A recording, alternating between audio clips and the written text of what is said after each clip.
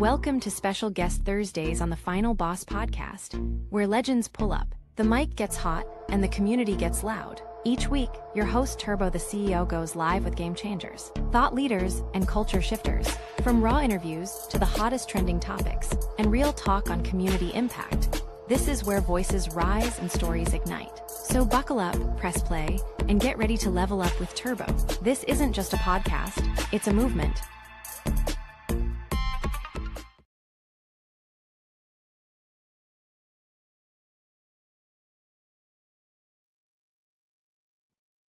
Welcome to the Final Boss podcast. Tonight, man, we have a special night. It's our 125th show.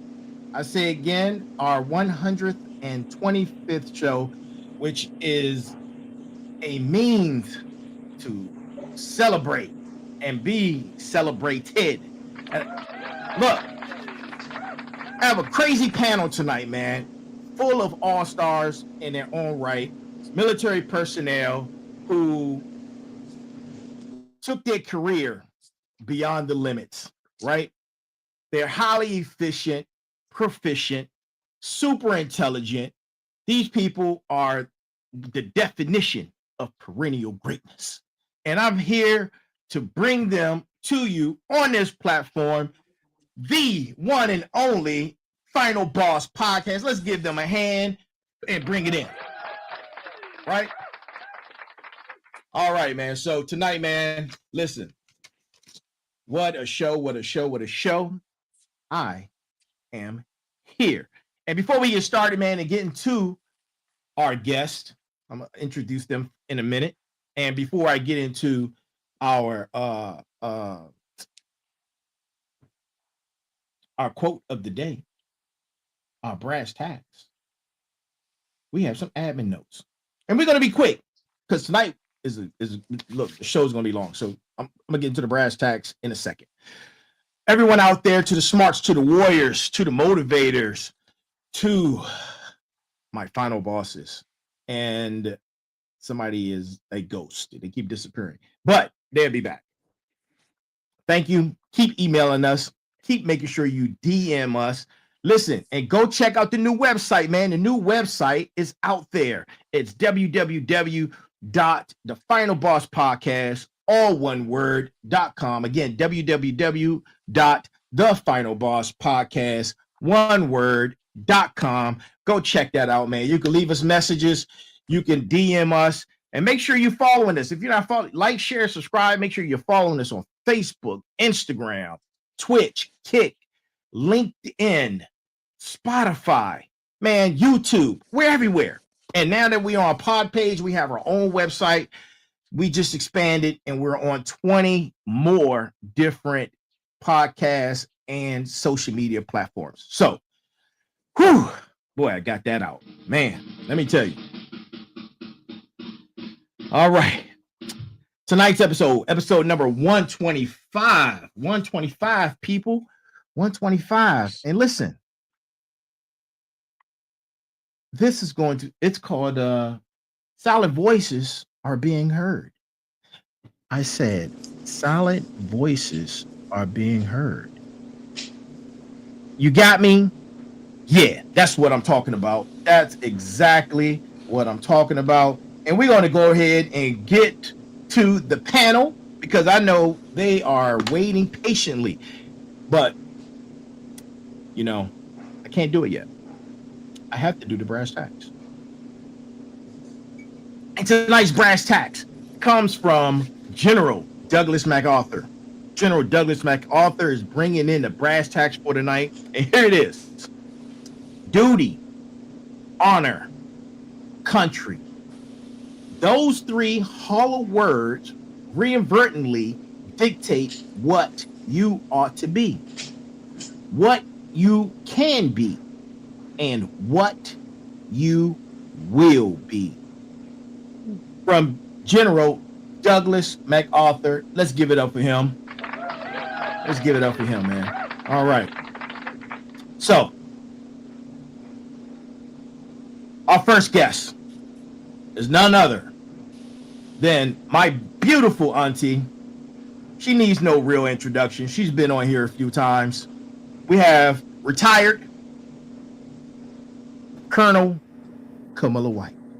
Listen, if you guys don't know, the pauses add depth into the conversation.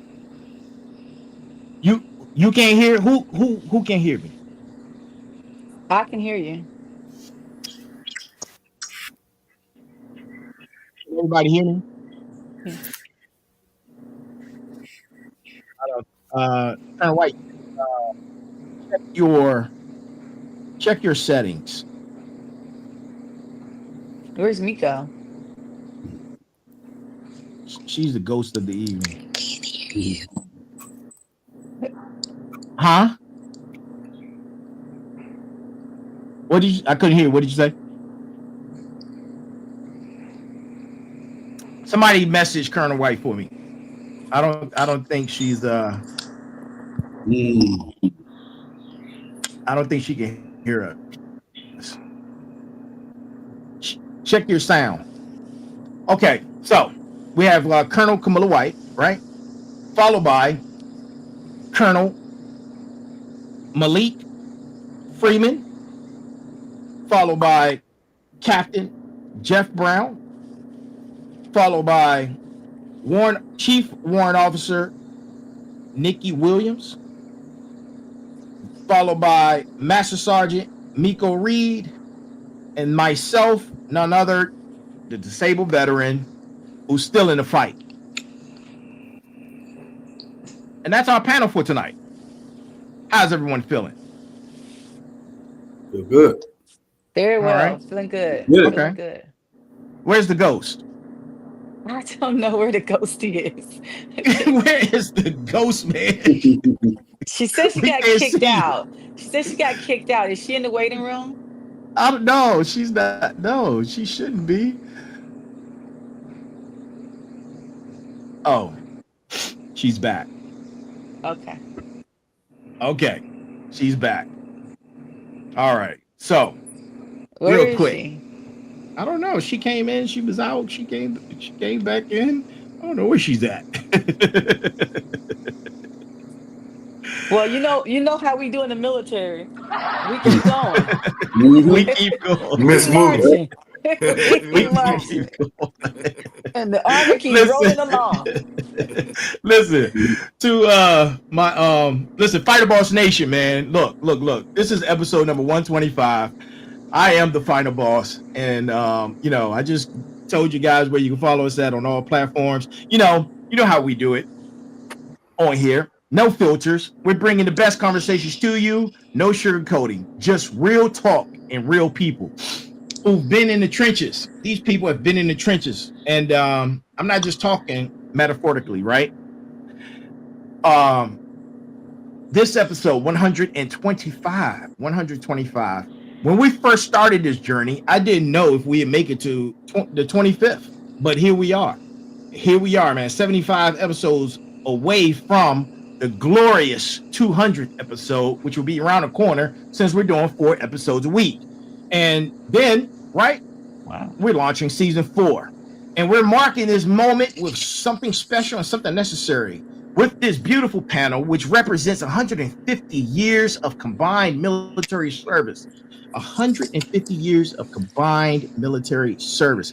We've got colonels who've commanded thousands. We got a warrant officer who knows anything and everything. They're the experts. She's the SME. Listen to and stay with me. Listen to what I'm telling you. And all these and look, we've got a captain who's semi still in the fight, right? We've got a retired master sergeant who's the backbone of every unit. And look, NCOs lead the way, right? Everybody knows that. Go ahead. Let's give it up to the NCOs. Let's give it up for the officers. Let's just give it up for everybody, man. Look, and then you have me, the disabled vet who's still in the fight. And tonight's episode, silent voices are being heard. If you've been paying attention to what's happening in our military, in our communities, in our country, you know exactly why we're here. So buckle up, turn off your distractions. This is a conversation we need to have, and let's get into it. Let's get into it, people. Let's get into it. The ghost is. We just gonna look. Ghost, can you stop playing games, Ghost? I don't. Is she back? Yeah, she said she backstage. I don't know. Oh, she backstage. Oh, yeah. Does she Yeah, need? bring her in. Do I need to add her again? Yeah, I think so. Bring her Oh, okay. All my life I had to fight. Goodness gracious. You gotta let us know, man. But you All know, right. it's cool. I'm here now. Thank you. Okay. So, I've already introduced everyone, and you know, we're going to start this conversation, and we're going to begin with all the problems. And trust me, we're going to address them. We're going to come up with some solutions. But I want to start where we all want to be. We're not here and afraid.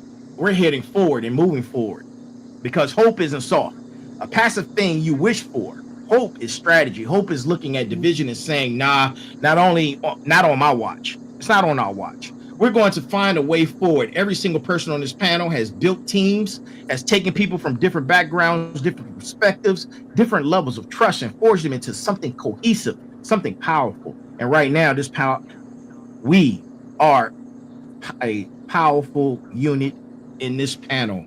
And man, I'm glad to be here. I'm glad to be sitting here and ready to have these conversations with you guys, man. It is unreal that we are all here. And let's begin. First question, right? First question is going to the beautiful Colonel White. Question number 1. What collaborative breakthroughs are emerging when communities choose unity over division?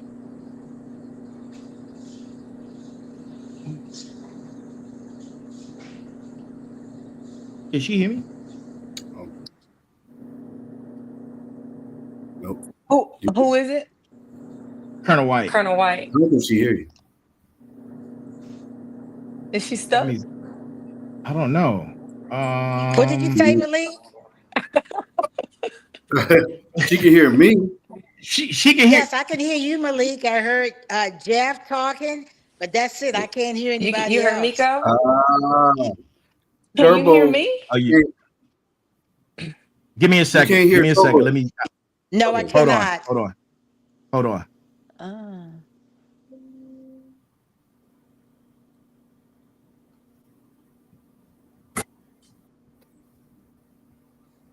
Can you hear us now?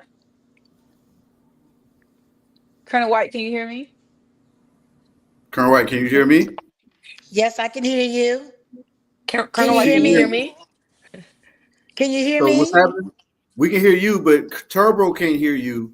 You can't hear him. She can't hear us, right? No, I can't. You only can hear me.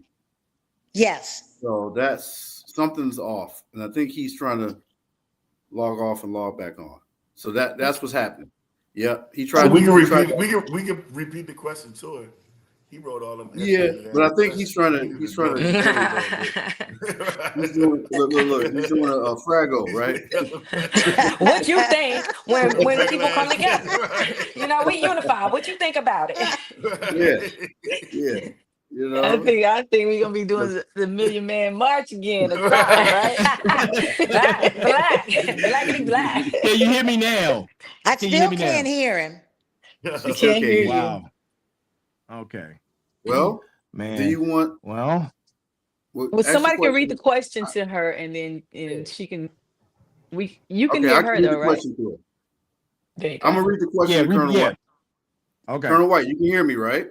Yes, I can hear you. All right. So the question for you is: what collaborative breakthroughs are emerging when communities choose unity over division? And its follow-up is why it works. Positive framing, solution-focused, universally appealing, invite storytelling. So that's the question. What collaborative breakthroughs are emerging when communities choose unity over division?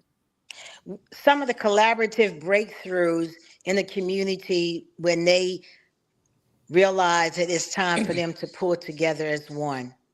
They realize that it is time for them to understand each other's needs. Let everything else be put to the side. Go away from the color of the skin. Go away from the education, but take in that, hey, that's my neighbor. Yeah. My neighbor needs me. My neighbor just got laid off because two parties can't come to the same decision for the American people. So when we realize that, that's when collaborative efforts bring unity into a community, because we know we need each other, because the left has a generator, but the right doesn't have a generator.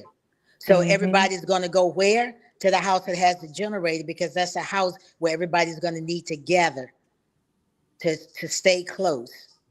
As JB stated the other night, everybody come to his house, come to his land, come where he can provide. That's what the collaborative effort is going to bring in the future for all of us. We're going to have to do that. We have to knuckle down and forget about our color of our skin, forget about our education, forget about who's who, and we're going to have to come together as one. And Turbo, can I add on to what Colonel White said? Absolutely. Hometown Buffalo, New York. We had a young lady get beat with sticks at a local store.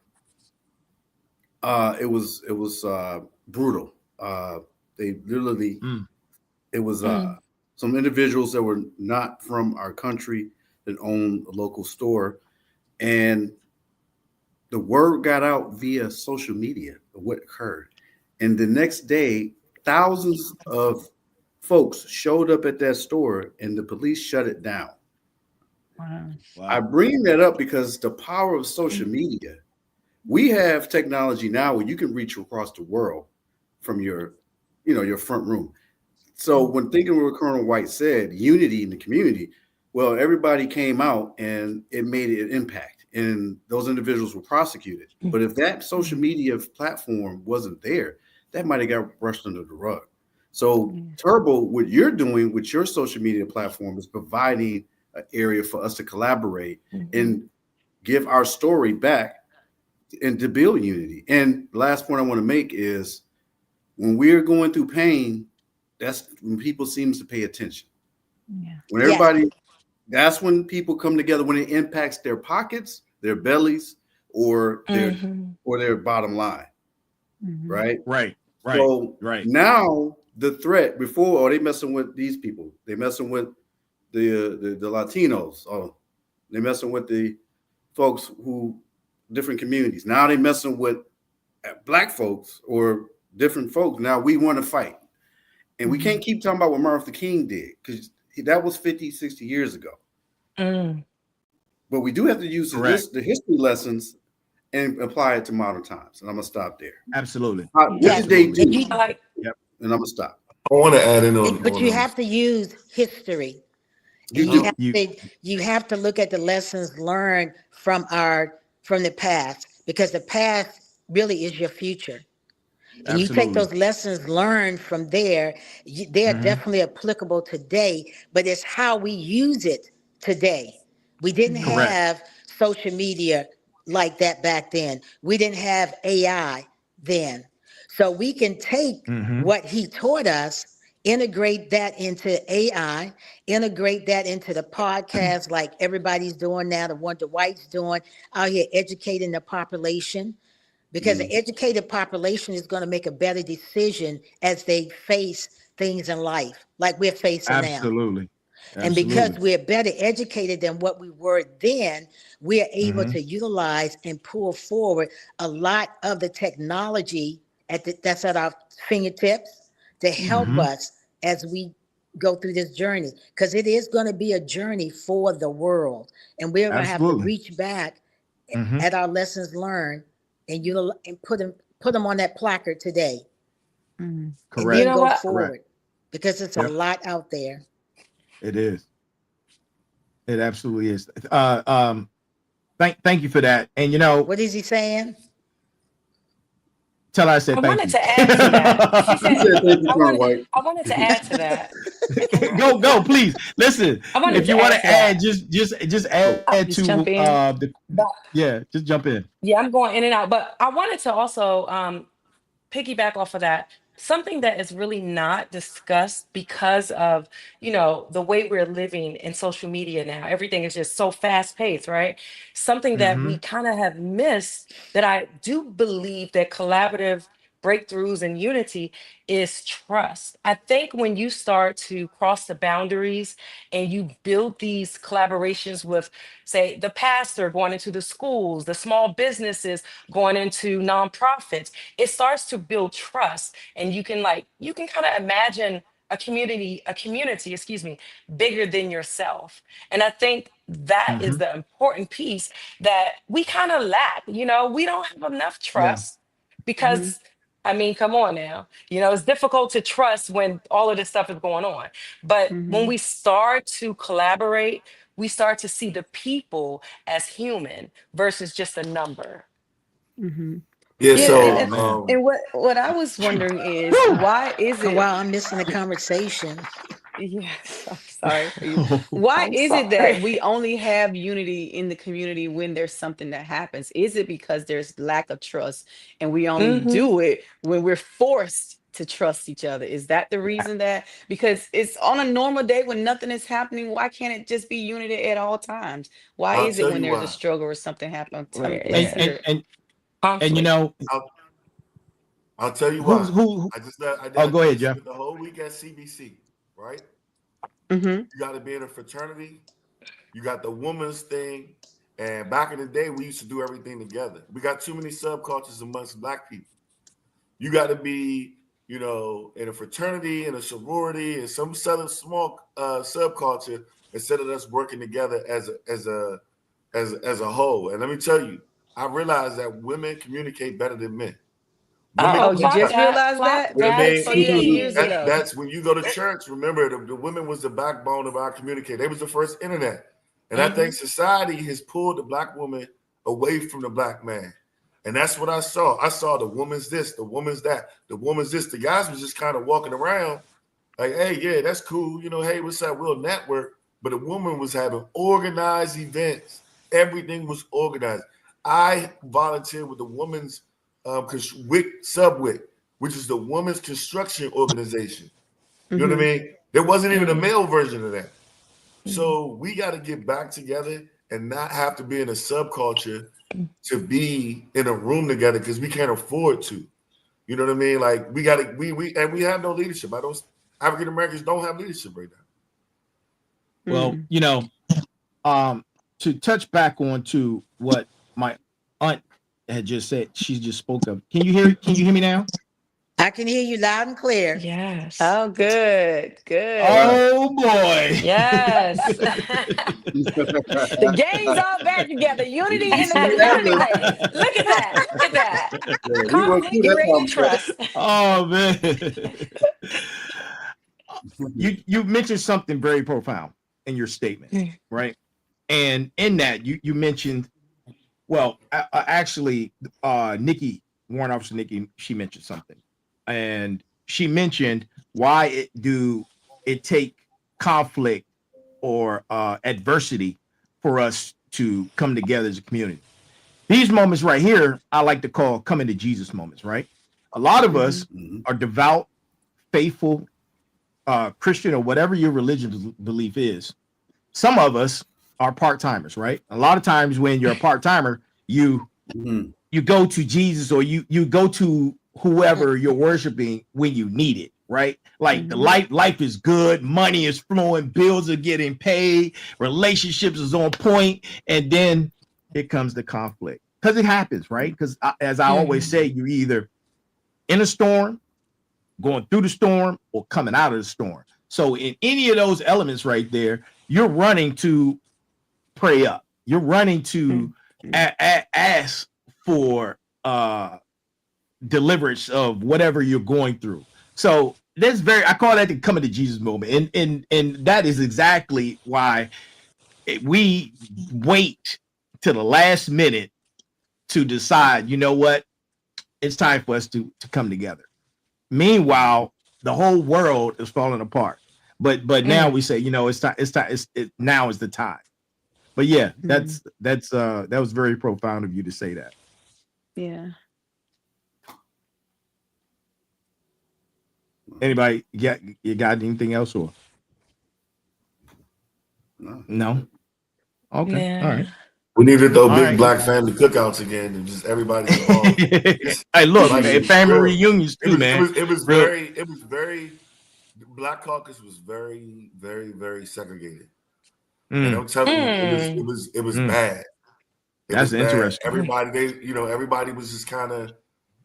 We're very separated right now. You got to understand. You got to be in a frat. I mean, think about it. We're even divided. You're saying we're separated in the black community, Within or the we're separated? subculture. Yes, the subcultures. Yeah. Think about it. How many different, and then at this point, you got the AKAs talking crap about the Deltas we're in the same building. That's always. But that's always. That's always been like that. This is CBC. This is black problem. We Yeah, but are they doing it in a malicious way, or is that just yes. That's what camaraderie that's supposed to be? Like, it was like, I'm like, look, y'all, these are black problems. These are not subculture problems. We hear this is supposed to be something that we're supposed to be trying to create to fix us. And me, I'm not gonna hold my tongue. I'm like, are you serious right now? Like, yo, we black. We can't afford. They are down the clock back on us right now. You know what I mean? We can't afford to be about it. They saying it to our face. You know what I mean? Listen, they trying to take us back to slavery days. So they really are. Any room to be being divided. The president not just right said now. there's 2 N-words. Right. Yes, he did. Well, too. Listen, we're gonna get into that, right? We're gonna get into all of that. Let's go with this is open air. Anybody can answer, right? We're going to question number 2. How are ordinary citizens creating extraordinary solutions to serve those most vulnerable in their neighborhoods? Who want to pick that up? Niggas can't swim. I think. Oh, no, I'm gonna take that one. No, and I'm gonna contract. That's not true. My son is one of the top competitive swimmers, and his team, which is mostly black, beat most teams when they go other places. So we can't put black people in one cup. There's diversity. I was being facetious. I'm a state champion. I own a state record. That's what I'm saying. But the black community has always had demographic plurality within it. The talented 10%. Remember them? Yeah. You know, look at this shirt you got on, brother. Howard University. That's part of the talented 10%. My daughter is a student at Howard University, and I'm a member of Alpha Phi Alpha Fraternity Incorporated, the first Greek letter organization in the United States. So understand that the Niagara movement, which was an early part of the century, 1906, 1904, the Niagara movement, what they did is W.E. Du Bois got all these organizations together, and they formed, what came out of that was the Black Greek organizations, the Urban League. A lot of progressive black organizations came out of that. When you mentioned about the argument amongst the fraternities, that's been going on since the time it began. Yeah. That's part of the process. But at the understand that part. That's not the part. Hold on. But the National Black Pan-Letter Council is the organization that encompasses all the Black Greek letter organizations. Yes, and it puts does. them under one umbrella. Divine so that part, when we make statements, we got to understand that there's individual issues, but there's collectively, you got the Urban League, National Pan-Letter Council, and you got the NWC. All these organizations came out of the Niagara movement, which was genius. What we need is a modern day Niagara movement. And that, what they were talking about back then, they were fighting for jobs, economic opportunity, voter rights, education. What has changed? So when we gotta focus on not sound bites or isolated incidents, but we got to look at what these organizations, what they do over time. I'm gonna tell you, brother, our organizations are in the streets. I saw AKAs picking up trash the other day. The Alphas going and doing reading to kids. The Masons, We got to use these organizations that have been in place and continue. These organizations are time tested over 100 years, and they're the backbone. Your shirt you got on, the HBCUs, the Black Greek organizations, the Baptist Church, and some of the other infrastructure is the base of the Black community. You're living in the most prosperous Black community in the United States, Prince George's County. That's the mecca of Black power right here. So what we got to do is use these systems and organize the church, the Greek letters organizations, the Masons, the Eastern Star. All these folks have been around a long time, and they out there doing service. Don't get it twisted. So I'm gonna stop there. Let me respond. And most politicians and most people in corporate offices are part of those Greek letters organizations that came from the HBCUs. Yep. I'm gonna tell you. Well, hey, Jeff, before you respond, I gotta ask you a question. Let me ask you a question, sir. That is amazing, right? And I'm gonna compare that to people who go to church. People who go to church, the congregation is full. What about those who are not in the church? What about those who are not part of those organizations, who are not receiving the information and the collaboration and the what is it called? The unity, right? Because we need them too. The problem, how we get the word out to them. The brother has a good point. I'm not undercutting what he's saying, because we do have the talented Tim still exists, and Colonel White know what that means, right? We got some Black folks that are very bougie and uppity and look down on. What did Chris Rock say? I love Black people, but I hate, right? And we We know them people. And then we get, and you know what? There's been social studies that's shown that 35% of Black people think negatively of Black people. Everybody that wears this color don't mean they're on our team.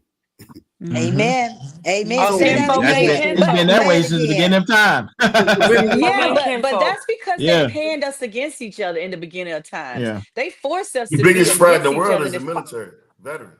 Yeah. By the way. Yeah.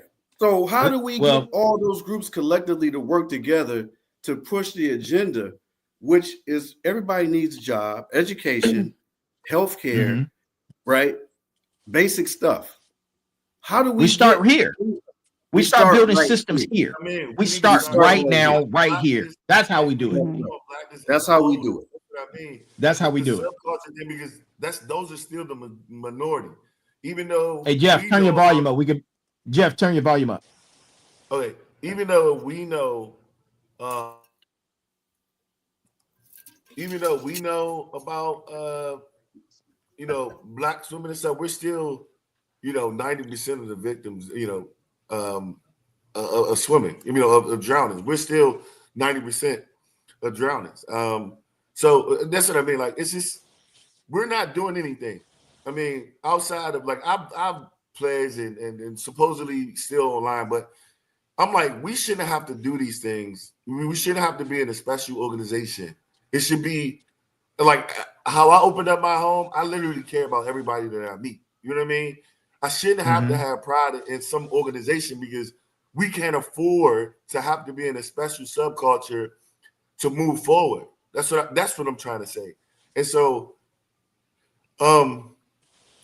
we need to like I said, we need to be more like the Jews. The Jews took care of the Jews.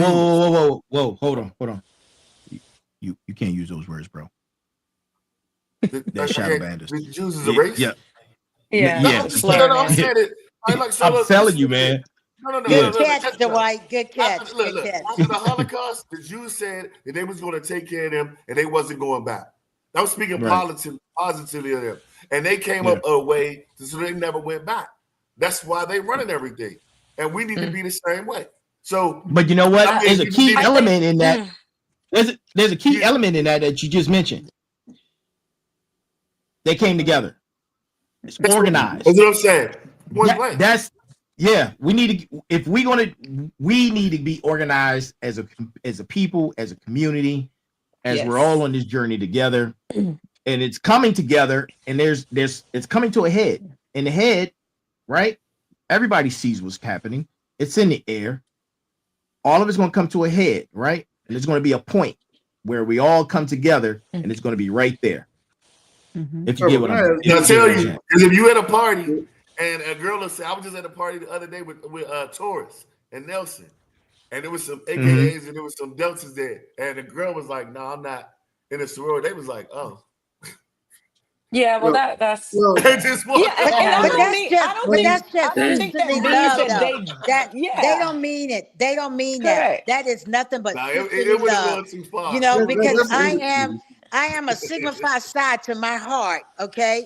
But I'm not going to put another sister down in a sorority. Yes, you know, Correct. we have the sisterly love, we have the rivalry. Yes, we Right. do. But when rubber meets the road, you better believe all of us going to be right on that front row, holding hands together, doing what we got to do.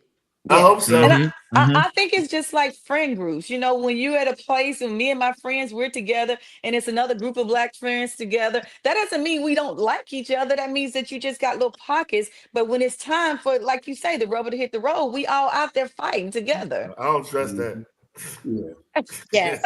And you know what? That may be the reason why we haven't come together as one up until the end, because we don't trust each other. Just like Exactly. Yeah, we got. That's what Miko said. gotta show Yeah, love, it's show always love. yeah. We gotta And always show love. the thing back to just to bring this back to your question, Dillard, our ordinary citizens, like, what are they doing to create these extraordinary situations?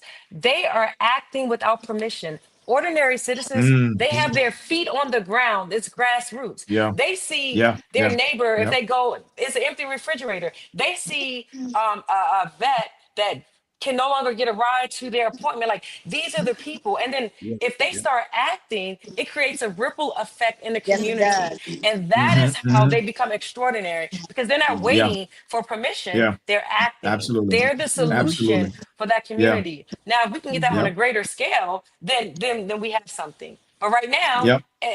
I don't know who's doing that. I don't know which community Well, is doing that right now. actually, that's a great example, and I appreciate that, and I appreciate everyone's comments and feedback. Veterans have gotten together and putting something together down in Union Station. Have you guys been down there? Where? No. Down Union I haven't. Station. Yes. There's a content creator. His name is Jolly. I can't remember. His name is Jolly, right? He has gathered veterans from all walks of life, and they're camping out down at Union Station, and they have General Milley's speech playing on a loudspeaker loudly over and over again, getting the message out of what we need to be taking action on.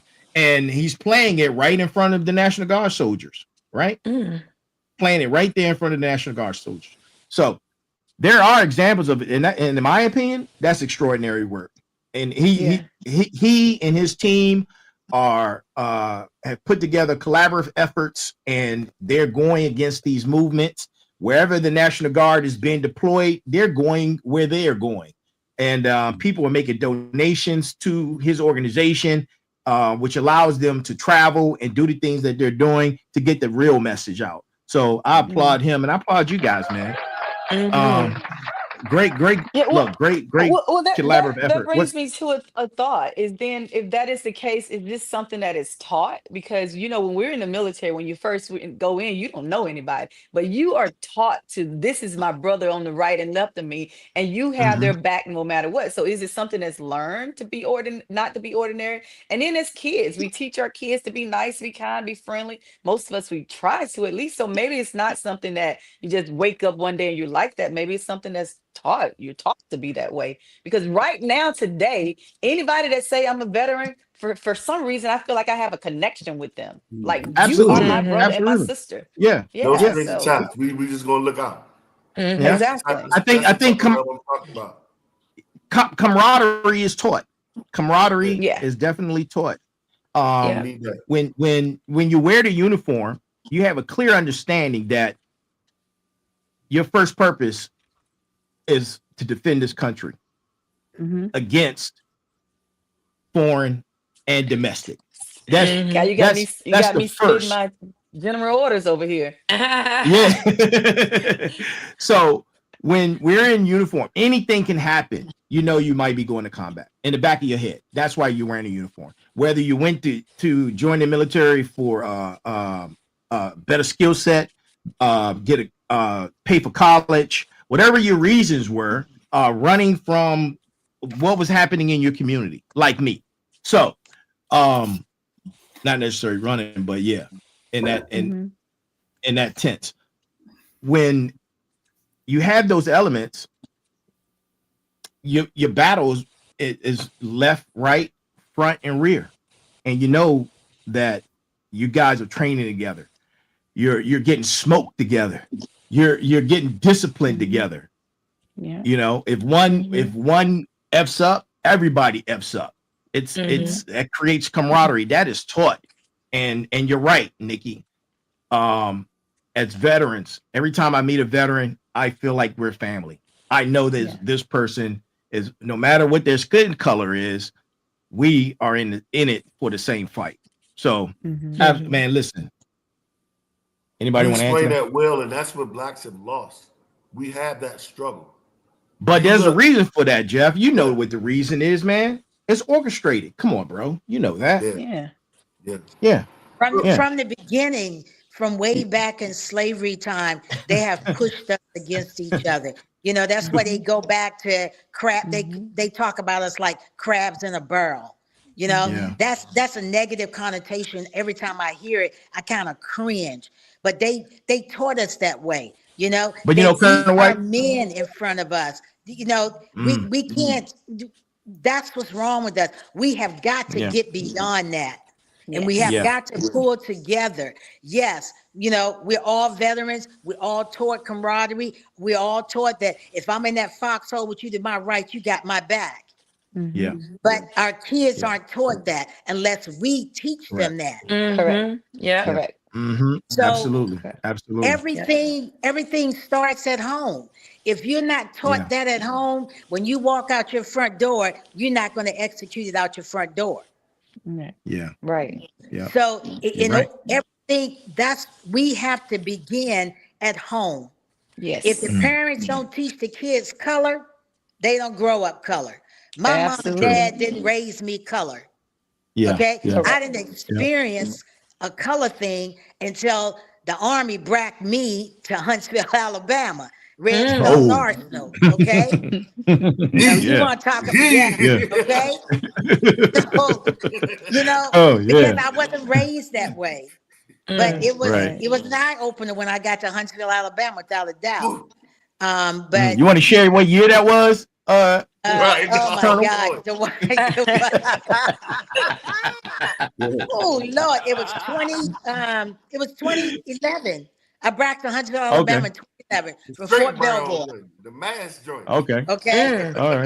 All right. So that's what I'm saying. If you got to start, somewhere, and all the marches that we're having all over, and I'm gonna say all over the world now, because the world is being affected by what is being done in this country, the United States of America. Yes. It's just not affecting us, it's affecting the world. So you have marches from one end to the other end, and you have people out there trying to bring the world, I didn't say just one ethnic group, but the world together, because it's going to take the world to fight this, not just one ethnic group. It's going to take the world. That's true. That's true. All right, ladies and gentlemen, I appreciate all the feedback, man, and the comments. Let's move on to question number 3. Y'all ready? Let's do it. How do we honor the legacy of pioneers while creating pathways? Listen to this question. What? Wait, hold on. I'm not finished because listen, stay with me. We ain't studied for that. Right, man. Hold on. Not SAT clips. How do we honor the legacy of pioneers while creating pathways that make their struggles unnecessary for future generations? Oh, I Ooh, fought maybe a she Mm. doesn't. No, say it Silent again. in the room. Who want to take it? Who want to take No, it? I think they kind of touched on that already when they talked about, do we still, Martin Luther King was 50 years ago, but do we still need to talk about him today? And I think the question was, and the answer was yes, we still remember what he fought for and what he did for us back in the day. But it paves the way for our younger generation to do something more profound. Yes, he started us on this step, but you step on my step and you keep climbing up that ladder. So yes, Yeah, I just Maya say Angelou this. said that. She said, you get on, she said, we need the younger generation. The younger generation needs us so they can stand on our shoulders. And we need them Absolutely. so we can hoist them forward to the next one. So Yeah. I say this. absolutely. Yeah.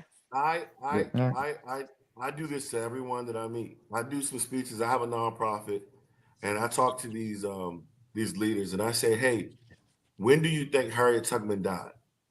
I ask everybody that question, right? mm-hmm, mm-hmm. Average person thinks 1800s. Harriet Tubman 19. died 1913. Mm. Mm-hmm. They've done a great job with erasing our history. Yeah, Mitch Oh, McConnell got up absolutely. there and was like, slavery was a long time ago. No, it wasn't. yeah, yeah. My It grandmother was was not. born in 1921. Mm. My Mm-hmm. parents was blasted by water hose. My parents. So understand that Yeah. that was unfathomable for me to understand that my parents was the water fountains, right? Understand that I'm Mm-hmm. first Yeah. generation college. Now understand that our kids, that's their norm. Yeah. Right. And we look at our Wait, kids hold on. sometimes You just like, said something. Hold on, yeah, Jeff. Hold on. Time out. Time out. Time out. Time out. There's a flag on the play. Good flag, though. Listen. Good flag on the play. You just said you first generation. I'm first generation male. Graduated from college. What generation are you, sir? Several generations. Okay. Okay. All right. Oh. Until you first generation. First generation. First generation. Yeah. What are you, Miko? I think for women, I'm first generation. Yeah. What are you, Nikki? I'm second generation. Okay. That Hmm. in itself speaks volumes. Yeah. We're 200 years behind, right? Mm. Mm-hmm. Look at it from that aspect. Generations of families before us, and we're the first generation to graduate from college. Wow. Yeah. Let that marinate in your spine. Mm. looking at my son, That's deep. sounding like the white kids. Yeah. Yeah. And I'm like, what? And my College child student? too. He said to me, Me, mine too. "Yeah, where's my Avion water?" Yes. My son Yeah. wanted Wagyu. He said, Mom, is this Wagyu steak? He said, "Man, I'm still mad about that right now, bro." I Yeah. went to Olympic trials in '99, and I brought that Avion water in my Olympic bag to my mom and gave it to her as a gift. You know what I'm saying? Like, and so we have to understand where we are, and our kids, they don't even know what that is. They don't even, no, that ain't happen.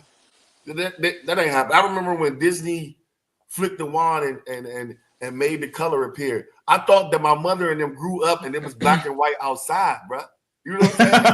I'm Yeah. done. I was like, Mom, like, how was it Yeah. black and white outside? Like, and Disney, like Walt Disney made color appear? Like, understand that, right? That's us. We saw that. So my Yeah. son is so Right. removed from that. So his norm, his dad is college, got a master's degree. That's Mhm. basic. You know what I mean? So Yeah. we got to be aware of our kids and how far they are as well too. And it kind of creeps us out. And so and we got to make an adjustment because, you know, and I'm really struggling with that. We need to be, you know, talking. But do These we first generations did that.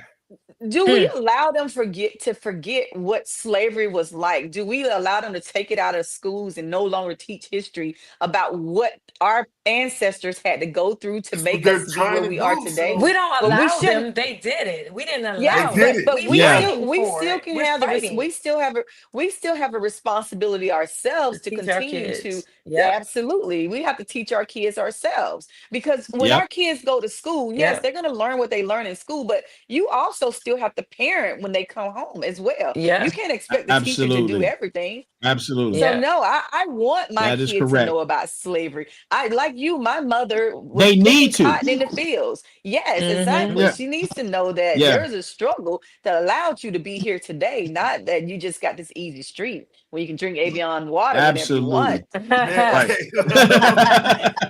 hey, And honey, listen, I know my son. Hunter, that boy. when you Woo! But you know what though? I got to throw something when in you, here. I'm gonna throw a curveball. hold on, sir. Okay. When you don't recognize the past, you are guaranteed to repeat To it. repeat it. You have to Right. recognize the past. The Mm. past is necessary for us not Yes. to repeat it. Hold on, And Mama. on top of Because that, we were talking about education. We have to make sure that this narrative of not getting educated that is in the wind. Oh, you don't need a college education. Oh, it's a waste of time. It's a waste of money. They don't want you to be educated. They don't want our kids to Information be killer. educated. They don't want their kids to be educated. We have to be the pillars to make sure Mhm. that we are pushing the agenda of you need to be educated. It's 2025. What are you talking about? Not Yeah. educated. Yeah. Right. The flow of information and things you may study may change. Instead of going to school and learning something basic in college, like say we still need chemists, we still need scientists, we still need mathematicians, because who's going to be doing the ethics and building these AI platforms, right? Hey, you know We what? need to take hold on, Jeff. We need to make sure that our thought processes are in line with what's happening in the world. You start taking AI classes, you start taking courses of robotics, you start doing engineering. That's how we stay ahead and aligned with the education piece instead of doing things that was in the past. You know what I mean? So go ahead, sir. Your point. No, I think I got to throw this in here. I'd like the Go ahead. discussion, but I think we're missing a big issue here. My daughter, one day I was talking to my daughters and I went off. I said, "You're going to wind up in the projects." They said, "Dad, what are projects, right?" They didn't know what the hell. What our project? Yeah. What are projects, Yeah. right? And so they didn't grow up in the 80s. They don't know what I'm talking about, right? Yeah. But I will say this. We in our community, when we get a car, a house, a job, a nice suit, we go on the cruise, we think we arrived. But you haven't arrived. Right. Amen. Amen. I exposed my son to a school that could not being bougie, and I was doing Uber and Lyft to pay for it. But he went to one of the top Catholic schools in Towson, Maryland. Okay. But they play lacrosse. And he was out of 95 students, there's only 5 brown boys. And he said some of them brown boys don't act like us, Dad. But them kids, you think because your kids talking about avian water, he said, Dad, some of these kids have maids. And they have their fathers own companies and corporations. And when they graduate, they're going to get jobs. And they're going to have a job already. And what they're teaching their children. So this Savage Inequality, which is a book written in 1991 by Jonathan Kusol, talks about the educational gap in America. And we're talking about teaching about computers when they're not learning, when we're behind in basic STEM classes. Our kids are behind because public schools are not getting with some of these private schools. So we thinking we arrived, but when these kids' parents own corporations, it makes you realize that you think you're the big fish, but we got a lot of work to do. We got a long way to go. Absolutely. We got a long way to go. We have to start exposing our kids to different cultures and community. And my son had a rough time, but he could swim, and they thought he was there for football because they see a kid look like him, but he could swim. And my other daughter played tennis. I sent her in Hunt Valley to play. So I exposed my children to different cultures and different things, and it was easy, but it expanded their horizons. Right. So that what I'm saying is we got to get networks where we have opportunities from tutoring to internships, because our children, when they graduate, when I'm looking at resumes as a manager, and my kids got fast food, and the other kids got, well, I worked at this company and a corporation as an internship. Who gonna get the job? Yeah. We think we big fish, but we got to be bigger fish.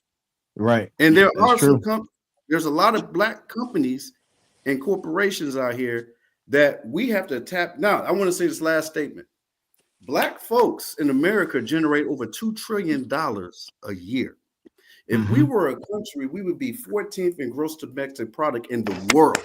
Black African Americans, 43 million of us, are the wealthiest, most educated group of people that will be, if we were a country by ourselves, would be 14th in the world. Yeah, but how is our that dollars don't stay with us?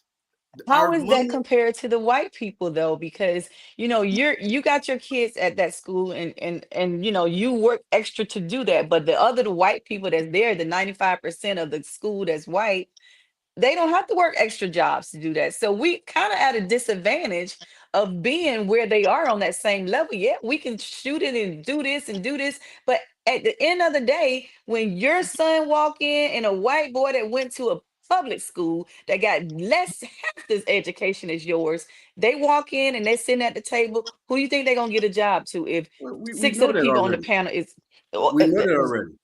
Yeah, we can expose them to it. Well, I'll let you know. Hey, solution. We got to expose our kids to more than what we're showing them. We got to get them more. We got to get them tutoring. There's kids can't read. There's kids that need math tutors. And we talking about sending them to the AI. Well, if you can't basic trigonometry, how you gonna you don't know basic. We got to get back to the Colin Powell. I'm gonna say this. Colin Powell had his last podcast with us officers, the Rocks. His last he stayed on there for 2.5 hours. And Colin Powell said this, and I'm gonna share this with this. He said, we got to get back to helping the NAACP. We got to get back to helping our youth and our kids and teaching them. We have to get back to owning businesses and helping support our business. If Target don't want to help DII program, why the hell are we going to Target? Right. And why Jimmy Kimmel came back on TV? Because people stopped investing in Disney. It hurt their the Montgomery bus cut in the Wall Street, in the Black Wall Street. They said it disappeared. Well, I was in Tulsa a month ago. Black Wall Street is still there. Why don't we talk about it? They're still there, brothers and sisters. Wow. Yeah, two survivors, 113 women, 2 Black women, 112 years old. And I walked on Tulsa where the Black massacre occurred, and there's still businesses there. Why don't we talk about that? Well, you know what? That brings up a question, and I know that's not one of your educated questions, final boss. But why do we not support each other? Why do we rather spend our money with someone that looks different than us? Why don't we spend our money in our own culture? Because they told us, desegregation. We're not knocking desegregation, but it actually destroyed our community. It destroyed the businesses. And it hurt us. Now, that might not sound politically correct, but there used to be in Tulsa, there were Black banks, they had airplanes. You dropped a bomb on me, the Gap Band, which is from Tulsa. Yeah. There was Black oil companies. So desegregation actually destroyed the Black community because it took away the people that had businesses, and they moved, and then it left a huge vacuum. So, well, the thing is this. So, one, solution-based. Wolfpack leadership, which I put on my thing, we do business development and swim literacy. That's what we do. I have a company that's called Streamline Government Solutions, which is an IT and STEM-based company. Good. That's one. Two, there's a vacuum because they will never let us complete the circuit. Now, I have an economics degree, and this is what it is. a hospital, a bank, a main street, and you need a blue collar like HVAC, all of that stuff. They won't let us complete the circuit. And we're only 13% of the population. So understand that, right?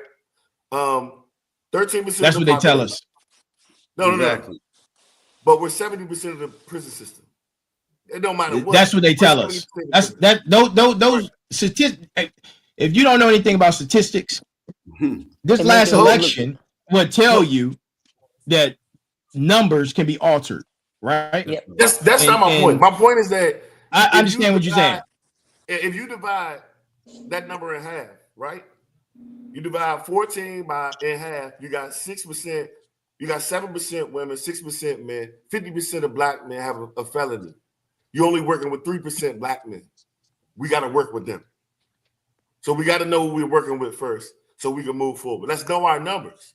So that means we need to have definitely have a felony program, right?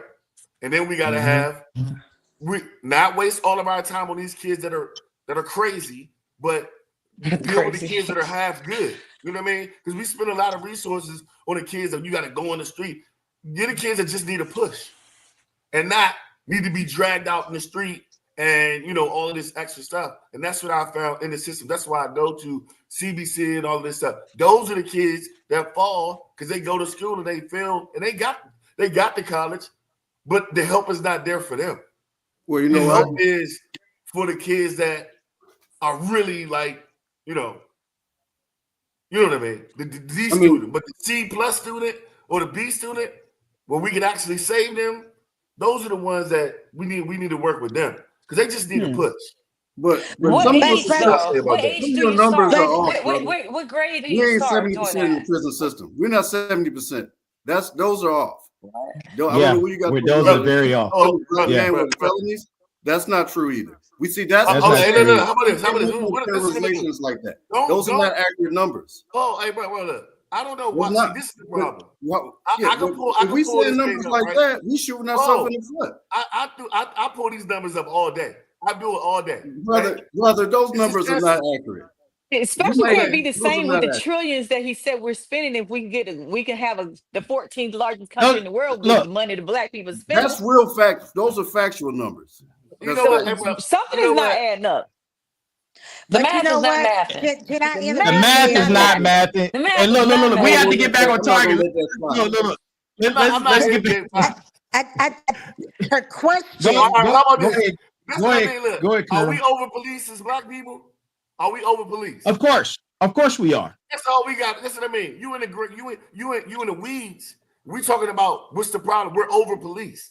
That's our problem. See, we're witnessing. That's a problem. We're witnessing the problem that we have right now because I'm not here to talk about this. I'm here to talk to you about these are the problems that we have. If we're being over policed, we need to have a mechanism in place to make sure that we save this group of people, these apples, and then have an answer for these apples. You understand? That's solution-based working, and that's what I do, and that's what I'm trying to do because that's the time. Our time is our best element. What can we do with our time and be useful using our time? Because that's all we have. That's all I got to say about that. But I think her question. No, I don't think her question was why we as black people don't support each other. That was her question. Right. We are the number one philanthropists. I think we're the best philanthropists. I think African Americans are competition. I think it goes back to some of the discussion we had earlier. You get a Cadillac, a new house, a new car, and you dress real nice. What happens? Or people get jealous. People get upset, and unfortunately, that's a problem that we have, and we have to elevate each other. And I think I want to, in the issues with but I think that's a cultural thing that we have. That's a cultural thing, sir. But that goes back to slavery. Yes, there you go. It goes back to slavery. We are still suffering from the Hold up, We're though. still Look, suffering, How do we man. teach our constructive kids? How do wise, we teach Turbo, our if how do me we and you did a teach the next fundraiser at my house right generations now, though? we can raise $10,000 in a week. So what I'm Okay. saying is, we're not saying that we don't, because we do. Black people will give money to a good cause. So what are we Right. really saying? Yeah, we do have haters. However, you give a good cause, you give somebody something. I know right now, for any cause that we got, I can go get a white tent and I can raise 10 bands for any of y'all causes right now. So Well, yeah, I'm gonna you be always want sending to you a have side somebody. text, so just in case. No, I'm just saying though, Who like real steals, talk, baby? like think about it. We throw money. I'll give you a little fashion show, whatever. Think about it, how much money we blow. You know what I mean? So that's not it. I told you we're the number one philanthropist. We give the most money to all types of causes. Yes, we may be number one in philanthropy, okay? But Not still support. again, why we don't support each other? That's Why am right. I, as a black Yeah. store owner, okay, selling the kinky hair, the earrings, or whatever, but I'm going to I the do. Chinese people. Thank you. That's Yep. that's uh, that's Y'all that's want what to my hear? Y'all don't want to question hear the real is. answer. Y'all don't That's want to hear that's the real answer. you know the real answer. Nah, And y'all don't that's want to hear where the we real got to answer. start at it at home, teaching Correct. our kids, okay, to support. Correct. Because And not hate. that's right. It starts at home. That's true. Yeah. That's true. That's true. Yeah. Yeah, I Okay? Hold think on, a hold on, lot Your hold of on, it, hold I on, think churches, a hold on, lot hold of on. your it churches, is let me finish. Hold In go your on. ahead, go ahead. churches, your Y'all better churches raise are y'all little all girls. over social media right Nah, today, y'all women okay, got to start talking to these little girls. That's what needs dis- to happen. discussing the state of America right today. That's exactly what they're doing. They're trying to teach us, okay, from the little ones in diapers all the way to the ones at 114, whatever age. They're trying to teach that. We are in public schools trying to teach that, Right. That's right. okay? We Mm-hmm. should be at home trying to teach our kids the same thing. Correct. I agree. Correct. I agree, So And it Pablo. has they will nothing to go do out Father is there not in the and house. they're going to patronize, okay, the black markets. They're going to patronize the black general store, just like right. Wall Street was. That's why Wall Street was so successful, because everybody patronized those stores on that one strip. It's Yeah. because our customer service is trash. Not all. Our Not customer all service of is No. that. trash. If I know my family, we own restaurants. I own restaurants. I own business. Yes, I do customer service training. It's trash. Our We customer lost our service is way. not just trash, that we are just No, nasty to each other. no. But But what I'm if saying you to if you the is, white person these come are into the problems that we can restaurant, fix. if the These white are person problems come that in the we can restaurant, you're fix. not nicer to them than you are to me when I come into the restaurant, and we can have the same complaints. You Train them mad right. because I'm nagging? I already know we ain't training them right. Those are things that we can. That's what I'm saying. We can start us. We're all professional trainers. Every last one of us. I'm Yep. telling you, this could be a side corporation, but I've done it. I'm telling y'all because I'm in the streets doing this. I got a billion side hustles, and I get consulting for restaurants. I'm Lean Six Sigma, all of that stuff. I go to these companies and do customer service training, but I'll go to these black companies, and guess what? They don't have controls in place. You know us. If somebody mess up, we put a control in place. We got a list. Everything you do in the Yep. military got a list because somebody that messed up, right? Mm-hmm. I try Yep. to tell them, put a list up. Oh no, you get a server every time you go to a black restaurant. They're just gonna remember it from here. I say, hey baby, you should get a piece of paper because it's 20 people, and as soon as you forget somebody's stuff, they're gonna put you on blast. And they do it Yep. every time I go to these restaurants.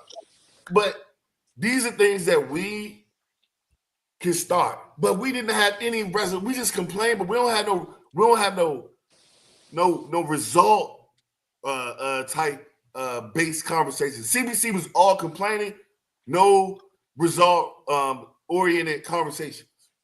Mm. So I told y'all, hey, we can get paid doing this. All of us, I tell you, us six in the consultant board, we can walk in there and be the white glove team for all of these companies. Yeah. And I'll get the money on the side. Like, look, we about to make you great. And we can start a board. Because look, we can do it by the internet too. if you trash, we're gonna put you on board. If we come and we consult and we make you good, because if we post good about you, we sending traffic your way. That type of stuff. I'm in it. I'm trying to, but we gotta not just be saying, hey, this is bad, that is bad. We're the professionals. Yeah, we y'all got to know do they something build about policy off of us. it. Yeah. That's a great segue to the next question. Colonel, did you have anything to say? Colonel Freeman? No. You good? Okay. Yep. All right. Next question. Thanks for everybody for all those comments and the feedback. Next question. Look, we're past the hour. We're gonna keep going. And look, And we we're got on this question flow. what? Two. What does Question leadership? ten. You need to have a level right. No, we're on question 4. Huh? Yeah. What do you say? Huh? Oh, I didn't hear what he said.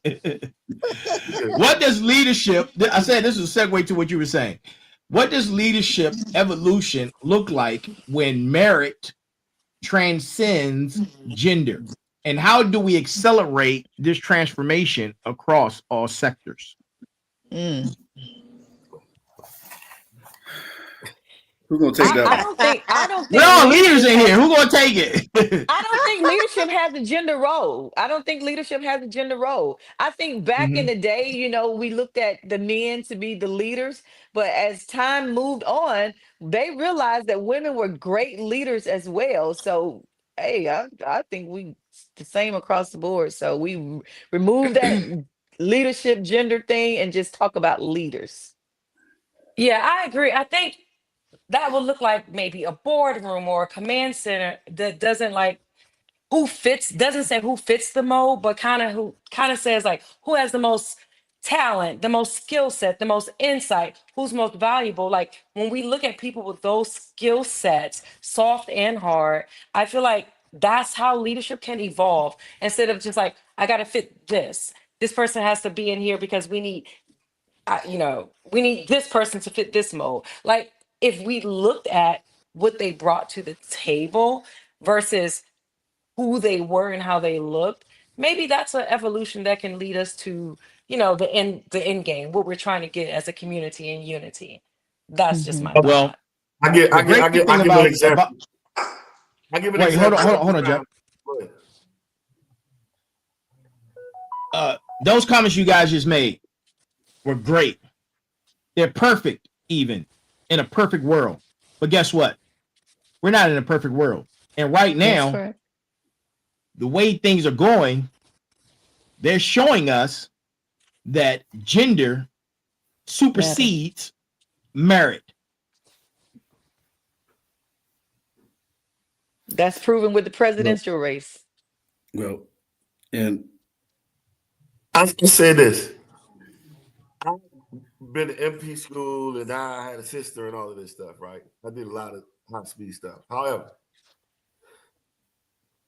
I say if a guy that's 5'2", that's a cop, run up on the scene and the guy that's 6'4", that he's going to attack, that 5'2" cop would probably try to approach that guy.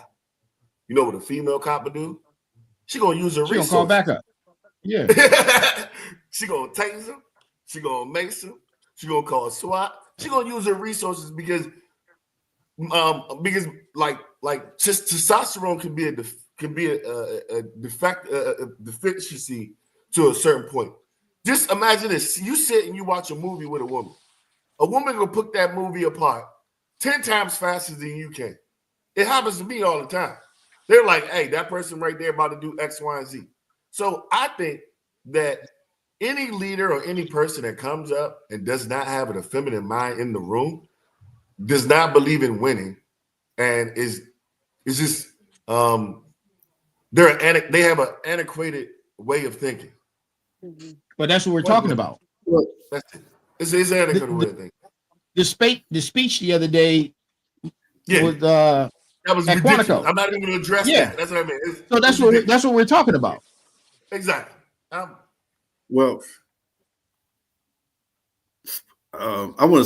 think the comment I have about this, I always use examples. In 1970, I think it was a football game between Alabama and USC, and Alabama they used to ban black players from being on their team, and the black players from Alabama that went to USC, and USC beat Alabama so bad. Yeah, that, Mm-hmm. that they wanted to integrate after that. Yeah. Yep. And just like in the Negro leagues, Mm-hmm. Josh Gibson and some of Satchel Paige, some of them players were so good. The Negro leagues, the baseball leagues didn't integrate because, we want to help black people. They integrated because the players were better and it was going to make them some money. So in diversity, where I'm leading to this is, it was hot, but it makes, if it's going to generate money, and women are a huge part of the population, which you would want women to want your product. That's why the NFL panders. They want women to be happy because that's money. And any person that does any work in your house, they'd be like, where's your wife at? Before you approve anything, any smart contractor, people want to do diversity and elevate when it's going to benefit them, in my opinion. Women own the homes now. It's not cool Women no own the more. homes now. It's not cool anymore, but it's gonna be this pattern we're going to, it's gonna fix itself. It's gonna self-correct. I was a political science major. The nation is at a midpoint, but the pendulum swings back and forth. And it's going to swing back where, but we learned something from this experience, and the political pandering that's going on and the propaganda that's going on. It's a reason for it, and it panders to these people out here. And it was women that wouldn't vote for Hillary Clinton who had more popular votes. Yeah. Kamala only had 100 days to run the campaign and almost pulled it off. Yes. Yeah. So if half the country is women, why is it that a woman can't get elected to president? Oh, because some women didn't vote for her, because some women said, I don't want a woman in the White House. Let's get it. Look at the demographic. I don't agree with that. Look at the demographic. Look at the demographic. That's a demographic issue, because and that's cultural. That's a cultural demographic issue. Pull up the demographic data on how many black males, white males, voted for certain. I think it wasn't black males who didn't vote for her. It was black males and white women who did it. Correct. Because I'm 92%. But I'm saying women, if they have to, she should have won, right? But it was the white women who did it. The white and black males. And the black males. And some black males, women and black white women didn't vote. Right, the white women. There's black males. Yeah. And then you got Asian, Indian women, some of them. I'm not voting. So but I think it's a culture thing, like he said. Y'all get your women together, okay? It's a cultural thing. It's a cultural thing. There's a huge demographic in this country that only believe that a male should be president. Period. Correct. They don't It's care. the white man. The white man rules on. Why are we not talking about? Whoa, Jeff, you trying to get his shadow banned, bro? Come on, Jeff. You can't use that. No, you can't use that verbiage for here, man. I'm telling you, they're gonna shadow ban us, bro. You can't do that.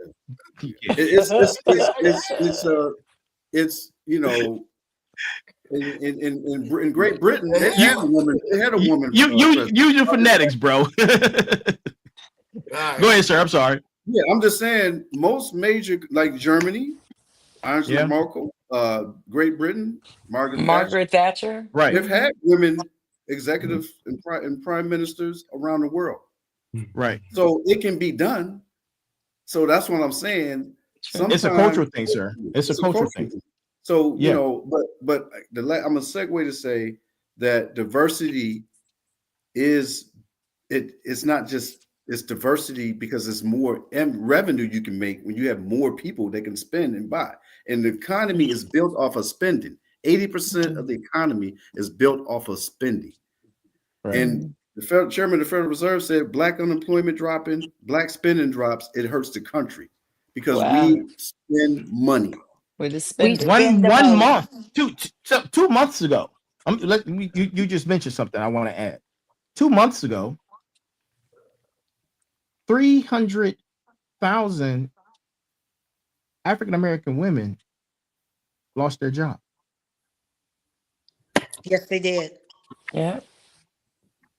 Mm-hmm. That's Really? a whole city. That's my whole hometown, Buffalo, New York. Oh, let me continue. Yesterday, and the furloughs and the layoffs have been going on ever since. Yesterday, there was 100,000 federal workers that resigned. Oh no, Resign? they were furloughed. Oh yeah, No, resign. resign. Yes, What? yes. They had to, or they were told to, or they just Volunteer. decision they made? Protest. Like a protest. Yeah. Yeah. Oh wow. And guess what? Guess what? A percentage of federal government employees in Washington D.C. Are African American. What Yeah. percent? 42%. Yeah.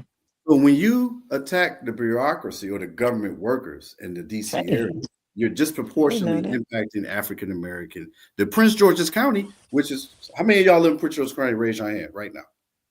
Yeah. We got about 1/3 of the people. That you are the power mecca. I keep going back to that. That county was built off of government workers, which is a large population. So when you start taking out those government workers, you're now hurting a demographic of people that's what it was built off of. So Deliberate. But there's a flip side to that. Mm-hmm. There's a flip side. Yes, we're getting laid off the most. Yes, we're part of the government and there's a shutdown. But you know what we do as a people? We're the most resilient people. Mm-hmm. Yep. We create businesses. We create opportunities. There's always a flip side, right? That you have the dark and you have the light. Right now, this is a time of opportunity. Yes, you see, and I spoke about this on my Motivation Mondays episode. You have dark and gloom over here, but at the same time, running simultaneously, you have joy and sunshine. Why? Because yes, people are losing their jobs, but people are creating jobs because they're creating opportunities. They're creating businesses. They're getting out there and figuring out what the community needs. So it's happening simultaneously. We don't see the effects of it right now, but in 10 years, I guarantee you will. I guarantee it. Well, you met April Richardson, right? You went to her cafe in DC, Northwest DC. Yeah, She absolutely. owns DC sweet potato cakes, personal friend of mine. Yep. Mm-hmm. She owns, her cakes are in Starbucks, Wegmans, all over the country. And it's a sister out of Baltimore. And she cool when she throws entrepreneur events at her home in Prince George's County. Yeah, she does really well. And so COVID cakes. I mean, you absolutely correct. And I went to some of her meetings with the entrepreneur groups, and when I saw all the different businesses that were formed, and like you said, so I want to say this comment: entrepreneurship and business. I bank at a black bank called Harbor Bank. There's only 40 black banks in the whole United States. Yeah, and I make sure I put my money in that little bank. And Wells Fargo is right next door, but I make sure I put my money in that bank. Right? Because we have to support our own institutions. But business development, like you doing Turbo, you setting this business up, that's how we're going to get out of this. We learned we had to create our own job. I created a transportation company, Top Block One Transportation, because I had to figure out how to make additional income to pay for that private school, Howard University and Morgan University. Absolutely. Absolutely. So I ride people around. I do private service and ride people around so that I can help pay for that, right? But I had to innovate that from getting a colonel to a cab driver because I had to innovate. How am I going to innovate? So you're absolutely right. And I'm going to leave that point. We got to stick to entrepreneurship. That's the big freedom we have is business development. I have a good friend of mine who owns a cleaning company. She cleans businesses and homes as a part-time job. Yeah. And she generates revenue because which you generate yourself because you ain't going to be guaranteed to have a job. Right. And right now with the uncertainty, A lot of people at home and losing their jobs. So you better create a darn job. Yeah. Yeah. Yep. And that's all we can do. And that's what we've always done. And I think The entrepreneur Negro. And if we as a people help each other, like you went out there, you've created that business, you're an entrepreneur, but you got to reach back and help somebody, or those 300,000 that just lost their job, and teach them the ropes in which you took to get to where you're going. That's where we fail each other as a people. That's where that crabs in the barrel syndrome comes from. I'm not going to let Malik get out because I need to get out. But no, we have to stop that, and we have to say, no, Dwight's getting out, and Dwight's going to say, okay, it's time for me to help John out. I'm going to reach back and help John, and I'm going to bring John forward. And Dwight, what he's doing on a larger scale, a geographical scale, that's exactly what he's doing, because he's giving the population, the ones who are listening, the ones who are taking it all in, he's giving them the tools, he's giving them the resources, where to go, how to get it done. Okay, JB on his side, he's trying to teach people how to get land, how to bring each other in. That's what we're failing each other at. And when we stop that, you know what? You can't touch us as a people.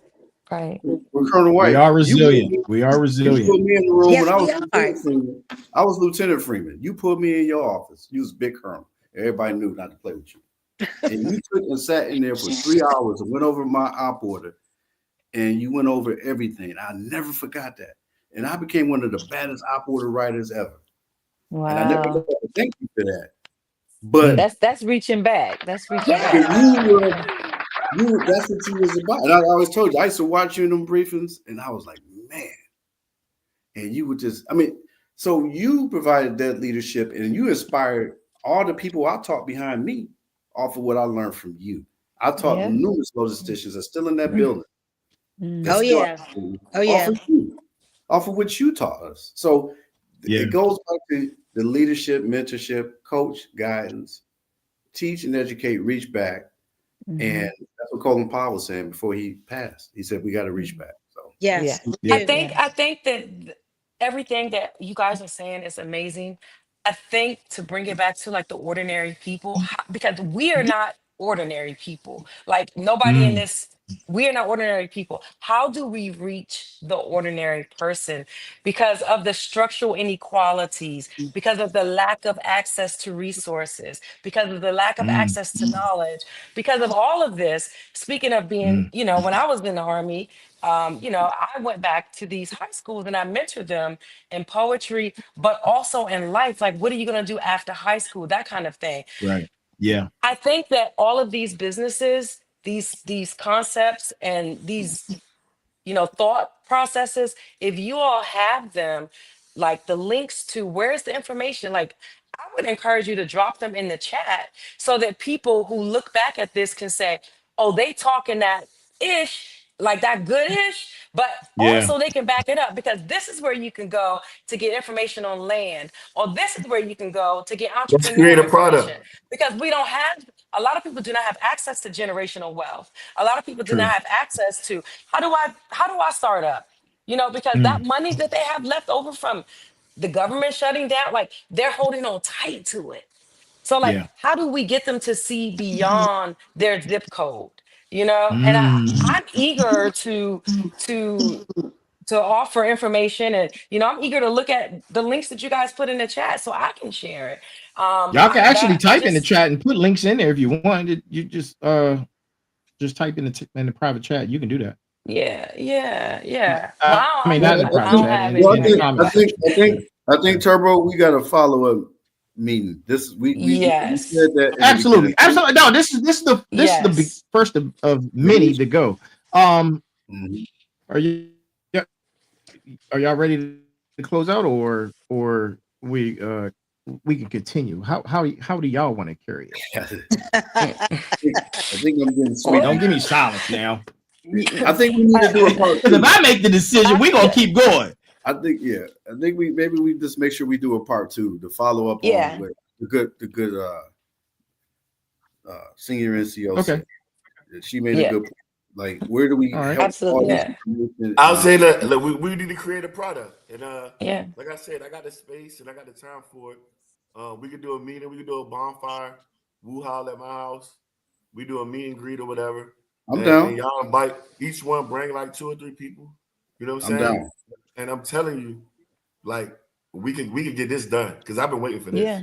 Yeah, Yeah, that's how they probably did what it you back can in do. the day. The And revolution would that's not be hey, televised, you you know? gotta have the That's space. how, yeah. You gotta have the That's space. what Go to yeah. big April event, Richardson does the so we can entrepreneur be own your shit event. exactly. And That's everybody come in there with business cards and they get to present about their business. right. And it's a networking event and all the different entrepreneurs come in there together. And ain't nobody judging nobody. Everybody Correct. shares information. Right. Everybody get a few minutes to talk about what they do. Just like we did that night, Turbo at the cafe, right? That was a Okay, right. networking art jazz night we did. See hey, And so put it we like can this. we This can is my do it. position. If y'all seen the new Fresh Prince, I want to be Uncle Phil with the backyard. I need to check it out. I haven't seen it yet. Yeah, All right, so we're gonna close out, right? So Mhm. thanks to everyone. All right, thanks to everyone. And thank you for coming on board. I greatly appreciate it. We will have a part 2 to this. Yeah. And just after I close out, don't go anywhere. So we can plan for the next meeting, the next panel. And I put my organizational links in the chat too. Just let y'all know. Okay, and Jeff, I got to talk to you too, man, because I got an IT company and I'm SDVOB and VOB certified. I already know all that. I know. Okay, all right. So look, what I've learned from tonight, right? From what I've learned from tonight, these are my closing notes. What I learned from tonight is that unity doesn't mean uniformity. I learned that ordinary people creating extraordinary solutions is what actually sustains us when institutions fail. I learned that leadership evolution can be messy and uncomfortable, but necessary. I learned that words can be weapons or they can be tools. We have to make the decision of which one they will be. We can choose. I learned that silence can be an act of integrity or an act of cowardice. Sometimes it's both at the same time. This is the Final Boss Podcast. I am the Final Boss. This is my panel who's joined me tonight. The illustrious Colonel White, the brilliant historical genius, Colonel Freeman, the brilliant-minded, business-oriented Captain Jeff Brown, the beautiful poetress and elegant Master Sergeant Miko Reed, and the dynamic warrant officer who's a SME and above all an expert in her field, Nikki Williams. Thank you all for joining us. This has been the Final Boss Podcast. And to everyone out there, no matter where you are, good morning, good afternoon, good evening, and good night. And this is our show. And always remember this: there's a heavy pain that comes with discipline, but the pain of regret is even heavier. I am here. This is our show. Be balanced, be equal, and be smart. And y'all have a great night. I'll see you again this Sunday for Sitting Down with the Final Boss this Sunday. And we're going to plan out this next panel. Talk to you soon.